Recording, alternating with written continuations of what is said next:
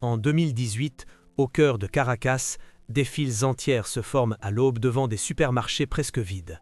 Des mères attendent des heures pour un sac de farine. Des enfants apprennent trop tôt ce que signifie la faim. Selon les chiffres des Nations Unies, des millions de Vénézuéliens sautent des repas chaque jour. La nourriture devient une obsession, la survie une routine. Pendant ce temps, à quelques kilomètres de là, une autre réalité existe, plus discrète, plus silencieuse, celle de la famille du chef de l'État. Nicolás Maduro, président du Venezuela depuis 2013, incarne officiellement la révolution, la défense des plus pauvres, la continuité d'un combat social. Son visage est partout. Ses discours promettent la dignité. Mais derrière cette image, une question dérangeante commence à s'imposer. Que vivaient ces enfants pendant que le pays sombrait dans la pénurie ? Alors que le peuple luttait pour manger une fois par jour, que des hôpitaux manquaient de lait infantile et de médicaments essentiels, les regards se tournent vers ceux que l'on ne voit presque jamais, les fils et les filles du pouvoir. Certains apparaissent brièvement sur des photos officielles, d'autres disparaissent totalement de l'espace public. Aucun ne fait la queue pour du pain. Ce contraste alimente la colère, mais surtout le doute. Le silence est-il une protection, un privilège ou une stratégie ? Car au-delà des slogans politiques, une interrogation demeure, lourde et persistante. Quand un pays a faim, que devient la conscience de ceux qui portent le nom du pouvoir ?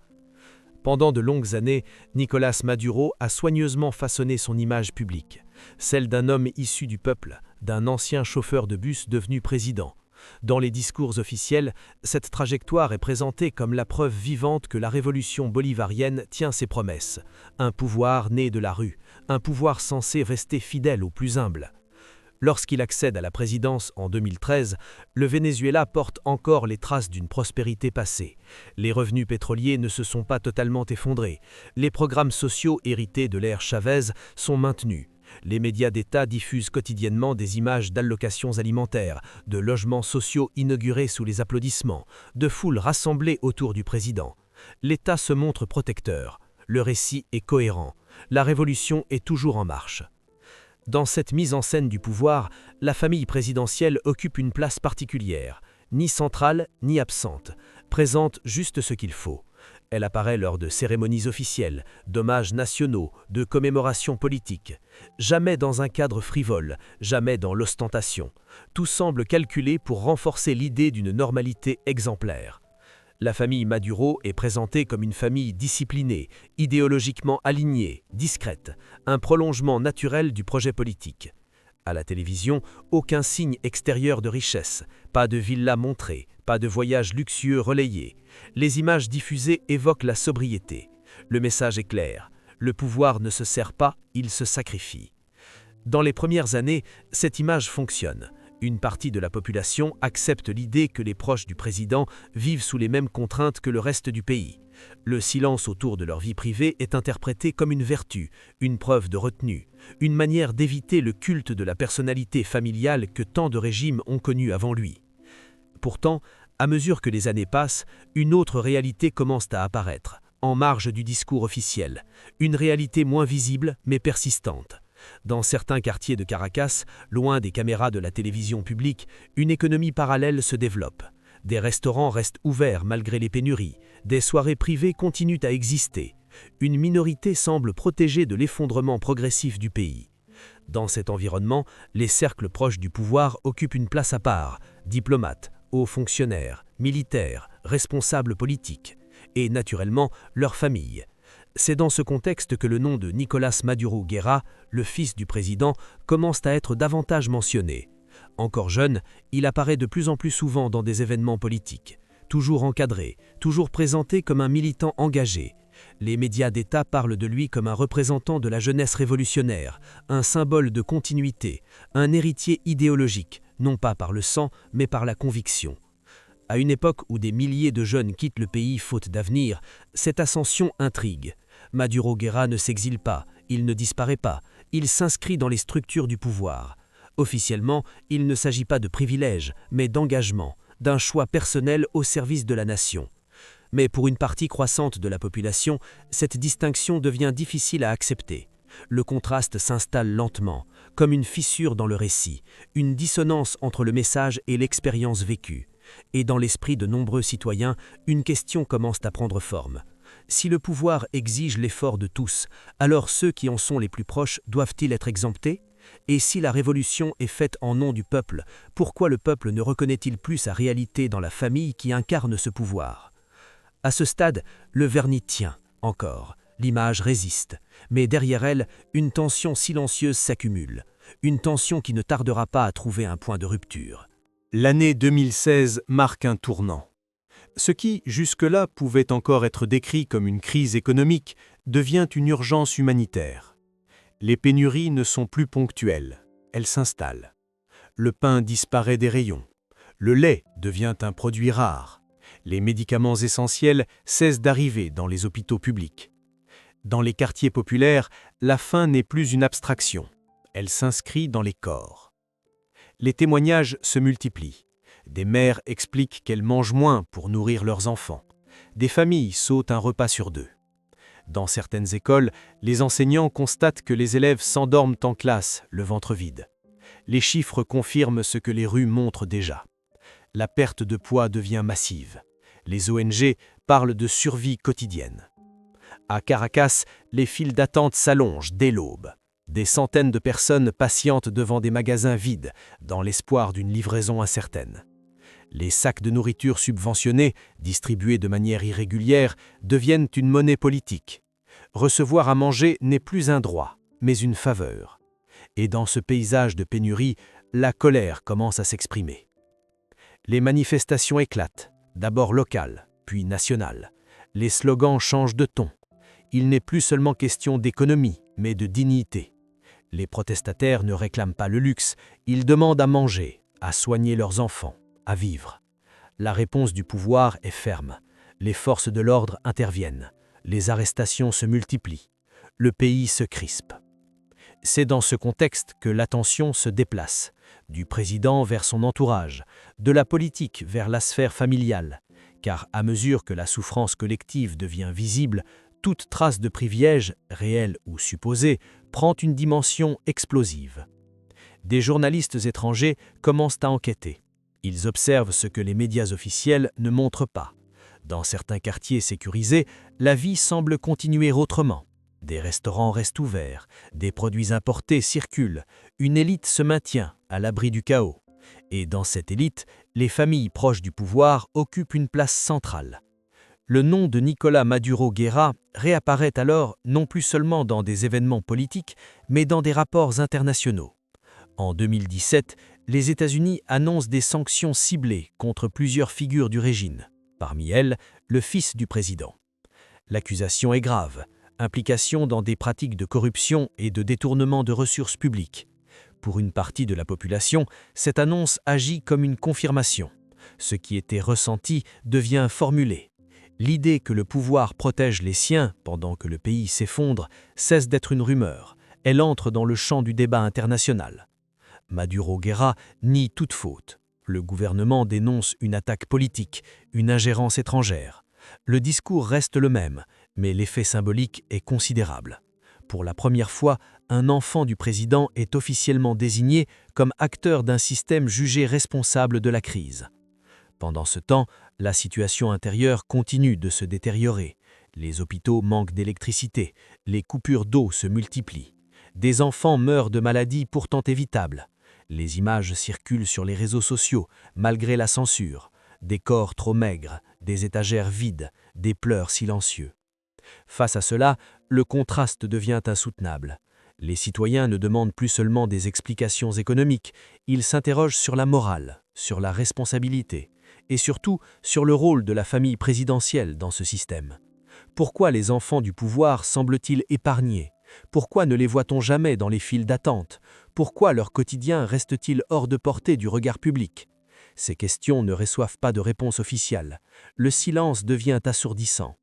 Les autres enfants de Nicolás Maduro Guerra restent invisibles. Aucun communiqué, aucun témoignage, aucun signe de solidarité publique avec la population affamée. Cette absence nourrit l'imaginaire collectif. Dans un pays où chaque foyer est touché, ne pas être vu devient en soi une forme de privilège. L'invisibilité protège, elle empêche l'identification, elle empêche la critique directe. mais elle alimente aussi le soupçon.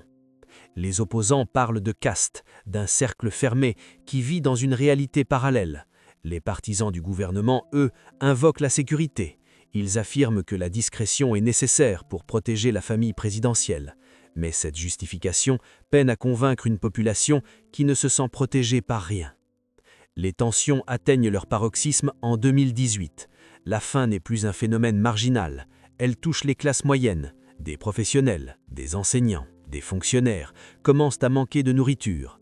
L'exode s'accélère. Des millions de Vénézuéliens quittent le pays. Ceux qui restent vivent dans l'attente. Dans ce climat, chaque apparition publique de Nicolás Maduro Guerra est scrutée. Sa posture, ses vêtements, son langage, tout devient symbole, non pas de sa personne, mais de ce qu'il représente, malgré lui, la continuité d'un pouvoir perçu comme déconnecté. Les sanctions internationales se durcissent. En 2019, de nouvelles mesures sont annoncées. Elles visent directement l'entourage du président. Le message est clair. La crise n'est plus seulement humanitaire, elle est politique et morale. À l'intérieur du pays, la fracture est désormais visible. D'un côté, une population épuisée, amaigrie, résignée ou révoltée. De l'autre, une élite protégée, silencieuse, inaccessible. Entre les deux, un fossé qui ne cesse de s'élargir. La famille présidentielle, qu'elle le veuille ou non, devient un symbole de ce fossé. Non pas parce qu'elle parle trop, mais parce qu'elle ne parle pas. Parce qu'elle traverse la tempête sans traces apparentes. Parce que son quotidien reste un angle mort dans une nation où plus rien n'est privé. À ce stade, la question n'est plus seulement de savoir si les enfants de Maduro ont profité du pouvoir. La question est plus profonde. Elle touche à la notion de responsabilité héritée. Peut-on être l'enfant du pouvoir sans être comptable de ses conséquences? Peut-on rester neutre quand le nom que l'on porte est associé à la fin de millions de personnes? Le moment de rupture n'est donc pas un événement unique, il est la somme de ces images, de ces silences, de ces contrastes répétés. Une lente accumulation qui transforme la colère en conviction. Et dans l'esprit de nombreux Vénézuéliens, une certitude s'installe. La crise n'a pas seulement révélé l'échec d'un système économique, elle a exposé une fracture morale, une séparation nette entre ceux qui souffrent et ceux qui, par le simple fait d'être proches du pouvoir, semblent vivre hors de la tempête. La question demeure alors, plus lourde que jamais. Les enfants du pouvoir peuvent-ils rester innocents lorsque le pays s'effondre autour d'eux? Derrière les chiffres, les sanctions et les slogans, une autre réalité se dessine. Plus intime, plus difficile à saisir. Celle des trajectoires personnelles. Car au-delà du rôle politique du père, il existe des individus, des enfants nés dans l'ombre d'un pouvoir totalisant. Et c'est là que la question devient plus complexe qu'une simple opposition entre privilèges et misère. Pour Nicolás Maduro Guerra, la visibilité n'est pas un choix anodin. Grandir avec un nom déjà chargé de sens transforme chaque geste en symbole. Dès ses premières apparitions publiques, il est perçu non comme un citoyen ordinaire, mais comme un prolongement du pouvoir. Ses responsabilités politiques, aussi limitées soient-elles officiellement, prennent une valeur disproportionnée dans un pays en crise.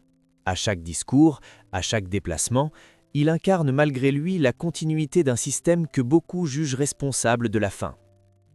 Ses soutiens expliquent qu'il a grandi dans un environnement idéologique intense, façonné par la loyauté et la discipline, qu'il a été préparé à servir l'État, qu'il n'a jamais connu une vie normale. Ses détracteurs rétorquent que cette absence de normalité est précisément le cœur du problème, car pendant que la jeunesse vénézuélienne lutte pour survivre ou s'exile, lui demeure au centre des cercles décisionnels. Pourtant, réduire la situation à une figure unique serait une simplification. Les autres enfants de Nicolás Maduro, presque totalement absents de la scène publique, racontent une autre histoire, celle du retrait, du choix ou de l'obligation de disparaître. Leur silence intrigue, leur invisibilité suscite autant de questions que la surexposition de leurs frères. Dans un pays où la survie est collective, s'effacer devient une stratégie. Se taire, c'est éviter la colère. Ne pas apparaître, c'est ne pas devenir une cible. Mais ce retrait a un prix. Il crée une distance émotionnelle. Il empêche toute identification. Et il renforce l'idée d'un monde séparé, inaccessible, où la souffrance nationale n'entre pas. Des analystes parlent alors de double isolement. D'un côté, une population enfermée dans la pénurie, de l'autre, des enfants de dirigeants enfermés dans une protection constante. Garde, protocole, zone sécurisée. Une vie sous surveillance, certes, mais à l'abri du manque. Cette protection, censée garantir la sécurité, devient un marqueur d'inégalité.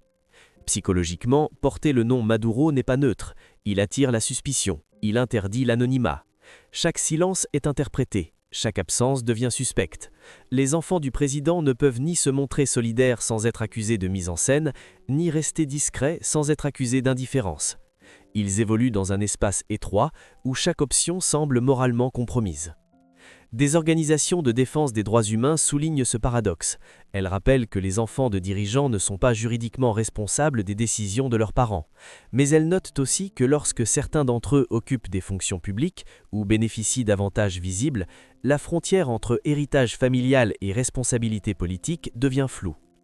La société vénézuélienne, épuisée par des années de crise, ne cherche plus seulement des coupables économiques, elle cherche des repères moraux. Elle veut comprendre comment un pays peut accepter que certains vivent dans une relative stabilité pendant que la majorité lutte pour manger. Et dans cette quête de sens, la famille présidentielle devient un miroir déformé.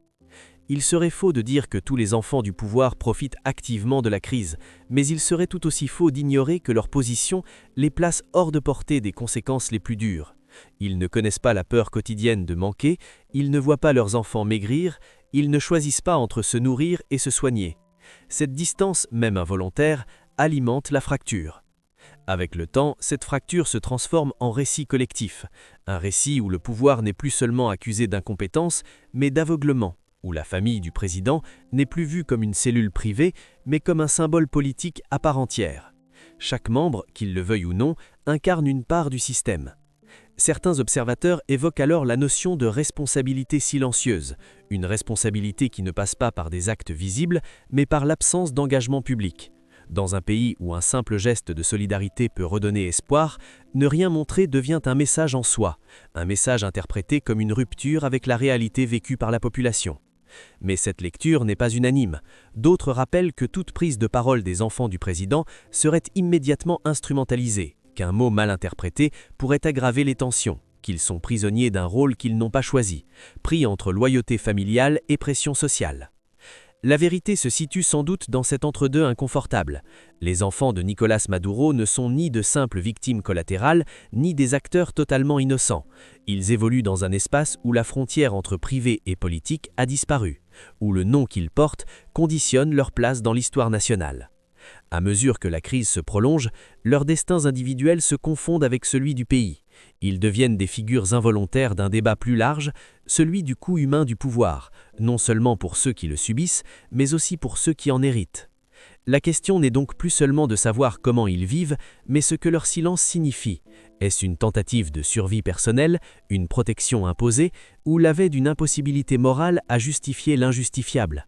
Dans un Venezuela épuisé, chaque absence, chaque non-dit, chaque privilège perçu devient un fragment de vérité, une vérité inconfortable, celle d'un pays où la faim a révélé non seulement une faillite économique, mais une crise profonde du lien entre pouvoir, famille et société.